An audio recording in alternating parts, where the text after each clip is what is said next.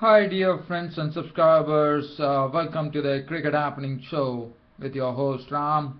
And in this part of the Cricket Happening Show, we are going to look at the Boxing Day Test match which started yesterday between Australia and Sri Lanka. We'll look at the first day's play where Australia definitely took the honours because they have already bundled out Sri Lanka for 156 runs through through a very nice bowling performance from Mitchell Johnson, who took 4 for 63, and Australia have already wiped off 150 runs of those towards the end of the day on the first day. On the Boxing Day, Australia were 150 for 3 in reply, so they are just 6 runs. They're just 6 runs behind with 7 wickets remaining. So probably Sri Lanka have a really tough grind in this particular match. Well, and also I will talk about today's match which happened. That was between the T20 series between New Zealand and South Africa. Finally came to an end with New Zealand actually losing this T20 series. In fact, as you know, the second match they won it and leveled the series, but it was captain of South Africa, Faf du Plessis, who lifted the T20 series as his team humbled New Zealand by 33 runs at the St George Park in Port Elizabeth, with the T20 series ending there 2-1 in favour of South Africa. So first we are going to look at the Boxing Day Test match, which was a pretty interesting one. Now looking at the Australian side, it was Sri Lankan side who actually won the toss and elected to bat here at the MCG at the Melbourne Cricket Ground. Well, as far as Sri Lanka were concerned, they had some injury problems. Nuwan Kuleshekara had to be rested because of the injury, and in came Dhammika Prasad, another seam bowler. Now, as far as Australia were concerned, they had a debut for the Tasmanian Jackson Bird, and Jackson Bird had a very good debut. In fact, he picked up 2 wickets, two Sri Lankan wickets there, and very important wickets at that. If you see, he had the wicket of Karunaratne, the opener, and he also had the wicket of Thilan Samaravira, who could be quite a thorn if you could be staying there at the crease. So those were the good wickets, and Jackson Bird was looking good. And looking at Jackson Bird, one got the feeling that he's a very if you look at his bowling, he looks pretty innocuous. But what is good about him is he really has that movement which takes the ball away from the bat, which was good, and it also netted him some wicket. Now, as far as this particular match was concerned, as I said, Sri Lanka won the match here on Boxing Day, the customary Boxing Day, and let me tell you, the crowds, the MCG crowd was absolutely swelling, I would say, because it was a huge crowd.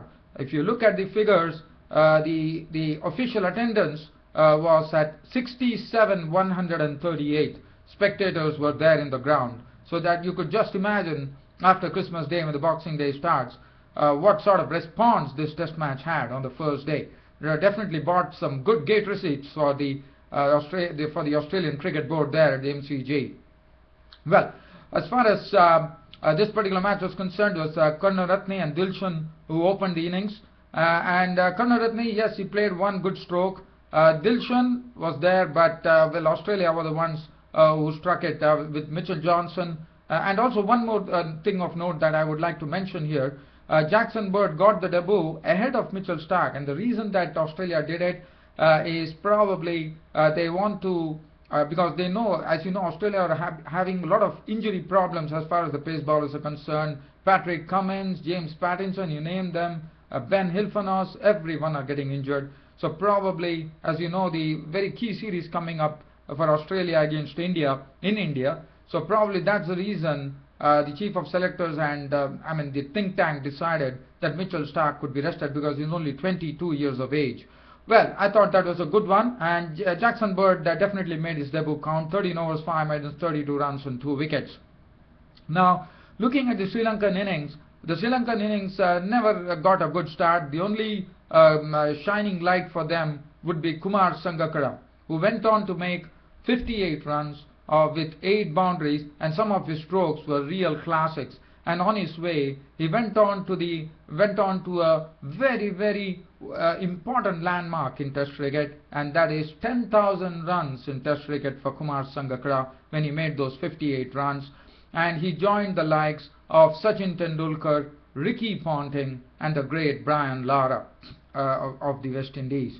So that was a tremendous achievement. So after Muthiah Muralidharan, who actually has taken a lot of wickets and retired, now Kumar Sangakkara is the one who has gone on to 10,000 runs. So that would be a sort of a proud moment for the Sri Lankan public in general.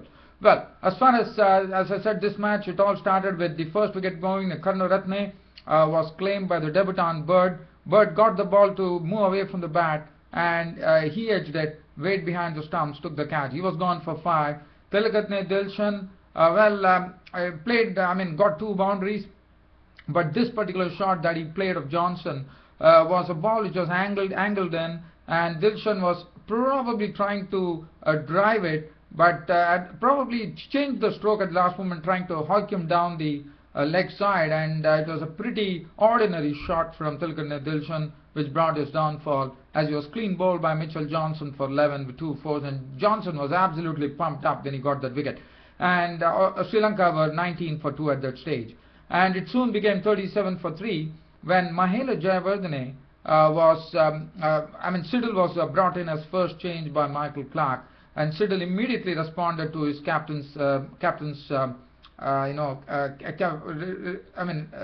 basically responding to his captain, bringing him into the attack by getting Jayawardene with a very nice delivery. We just moved in a shade, and Jayawardene got sort of a tickle to it, and he was gone, caught by Wade of the bowling of Siddle for 3. That made it 37 for 3. In walked in Samaravira to join Sangakkara. Sangakkara was the only one who was looking confident. He was playing some very, very good stroke with some very nice defense. But Samaravira, after lunch, at lunch, they had Samaravira and Sangakkara at the crease. But on resumption, Samaravira was an early victim, as this time Samaravira gave the debutant his second test wicket, as Samaravira was gone, caught Warner, bowled Bird for 10, and that made the score 79 for 4. And then after that, it was just a precision. I wouldn't say much of a resistance at all, because Angelo Matthews was gone, caught Hussey, bowled Siddle for 15 with 1 boundary. Prasanna Jayawardene was given a sort of a blow on his knuckles, and he had a tough time negotiating Mitchell Johnson. But other than Sangakkara, I thought it was only Prasanna Jayawardene who made 24 runs with 1 4, who really stood the test there. But Johnson actually got his wicket when he was caught by Hughes. And then Damika Prasad was also gone. The very next ball he faced, caught Wade, bowled Johnson for a duck. That put Johnson on a hat-trick. The crowds were definitely rooting for it on Boxing Day, for Mitchell Johnson to hit form and get a hat-trick, but it was not to be, as Rangana Herath kept Johnson at bay by pushing the ball. And in the end, Nathan Lyon finished off things for Australia by actually bowling out, getting Sri Lanka all out for 156, when Rangana Herath was a victim of Lyon for 14 with 1 boundary. Velagadra was caught Hussey, bowled Lyon for a duck. Shavinda Ranga remained not out on 4, and Sri Lanka on the Boxing Day, on the first day of the Boxing Day test at the MCG, were all out for 156, and probably they would have not been happy with that effort at all, because especially after winning the toss, they could put only 156 on the board. Not a good effort at all from Sri Lanka. They played some pretty ordinary shots, some loose shots being played, and that's what brought their downfall. They have to do a lot of thinking about what they did wrong here against Australia. But that's it. Have a look at the bowling figures. Mitchell Johnson, 14 overs, 2 maidens, 63 runs and 4 wickets. He definitely brought himself into form, and he bowled superbly. He used the short ball well, used the bouncer well, and that was what really netted him the wickets. Jackson Bird on his debut, 2 for 32. Siddle, 8 overs, 1 maiden, 2 for 30. Shane Watson, 3 overs, 2 maidens, none for 3. 5.4 overs, no maiden, 23 runs and 2 wickets for Nathan Lyon, who finished off the Sri Lankan tail. And as far as Australia were concerned, Australia finished the close of play at 150 for 3. They got a good partnership, good opening partnership in reply, with Ed Cowan and David Warner putting on 95 for the first wicket, with David Warner playing strokes all around the field. As far as Ed Cowan is concerned, his contribution was 36 runs with 5 boundaries, and but David Warner, after playing a very quick knock of 62 in like one-day fashion, 6 fours and 1 6, fell to the bowling. And also David Warner, the 6 that he hit was a very good hit of the bowling of Chanaka Velagadra, and David Warner was gone. Caught Prasad, bowled Matthews for 62. That was breakthrough for Sri Lanka. After that, Phil Hughes lived dangerously, I thought, and then with a misunderstanding with Ed Cowan was run out with a Dilshan Sangakkara combination for 10 with 1 boundary. Ed Cowan towards the close, he was also gone as Damika Prasad picked up his wicket as Ed Cowan was gone for 36 with 5 boundaries. And finally, Australia finished at 150 for 3 on the first day of this Boxing Day test against Sri Lanka, with Shane Watson not out on 13 with 2 boundaries and Michael Clarke not out on 20 with 3 boundaries, 150 for 3. Velagadra none for 36 of 11 overs and 4 maidens. Iranga 10 overs, 2 maidens, none for 53. Prasad 8 overs, 1 for 39. Spin was seen. Rangana had 6 overs, 1 maiden, none for 11. 4 overs, 2 maidens, 1 for 9 for Angelo Matthews. Well, so that's the match situation as far as Australia and Sri Lanka is concerned on the Boxing Day. Now let's go very quickly because my YouTube broadcast is coming to an end. So I just want to talk about this T20 match, which is going to be pretty much short actually. It was South Africa who actually batted first, and they had 179 for 6 on the board of 20 overs with Henry Davids playing some very good strokes. In fact, he hit 68 runs of 51 balls with 7 fours and 2 sixes. He was the opener, and Henry Davids' contribution was good. There was some good pull shots, good shots going off the back foot. Other than that, the captain failed. He was clean bowled by Hira for 1. Quinton de Kock couldn't contribute much. He was gone for 2 of the bowling of McClanahan. And then it required Justin Ontong to give some support to Henry Davids. And Justin Ontong tonked 48 of 30 balls with 1 4 and 3 sixes. David Miller's contribution was 28 of 15 balls with 4 fours. 22 coming from Farzad Bahardeen. 22 of 11 balls with 2 fours and 1 6. 179 for 6 was a South African score. It was a very good score for South Africa in the deciding T20 One-Day International, which decided the series. And as far as New Zealand bowling was concerned, well, they were all costly. McClanahan 4 overs, 24 runs on 2 wickets. Ronnie Hira 4 overs, 1 maiden, 1 for 24. 3 overs for 27 for Nathan McCullum. Franklin 3 overs went for 30 and he got 1 wicket. Doug Bracewell 3 overs, 2 for 35, and 3 overs, none for 35 for the debut player Jimmy Neesham, who is an all-rounder.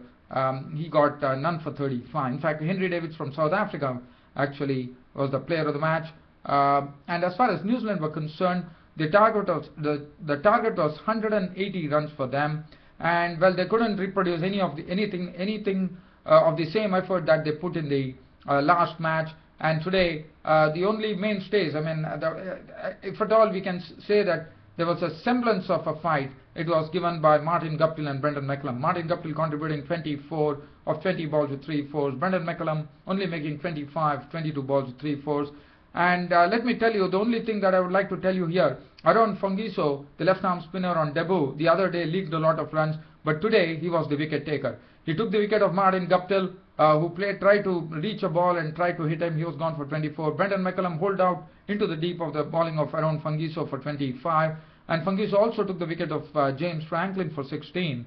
He was caught by Ontong, and he had good figures of 4 overs, no maiden, 3 for 25. And that will give a lot of heart for Aaron Fungiso, who didn't have a good debut the other day. Rob Nichol was out for 5. And then Colin Munro, the all-rounder, today his contribution was not much. He was just contributed 3 runs. Franklin was 16. Neesham made 12 of 10 balls with 2 fours. Nathan McCullum making 17 of 14 balls. But as I said, the target was really beyond the reach of the New Zealanders as wickets started falling at regular intervals. Corey Anderson was out for 12 of 9 balls with 1 4. Bracewell in the end was not out on 15. McClanahan was not out on 1. Ronnie Hero was out to Cleanville for 12 of 9 balls with 2 fours. And New Zealand innings finished at 146 for 9. Thus, South Africa registering a 33-run victory and taking the T20 series 2-1. As far as the bowling were concerned, let me see whether there is any time in the YouTube broadcast. Yes, quickly. 3 for 25 for Randy McLaren was successful. 3 for 25 for Aaron Fungiso, bowled superbly.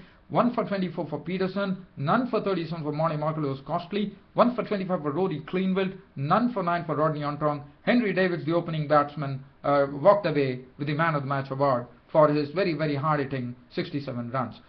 So that's it from me, your host Ram, for the cricket show for today. Tomorrow, we will see how the second day's play goes in the Boxing Day test, and then I'll be back with a full match report tomorrow. That's it from me, your host Ram, for the cricket show for today. See you all tomorrow. Thank you.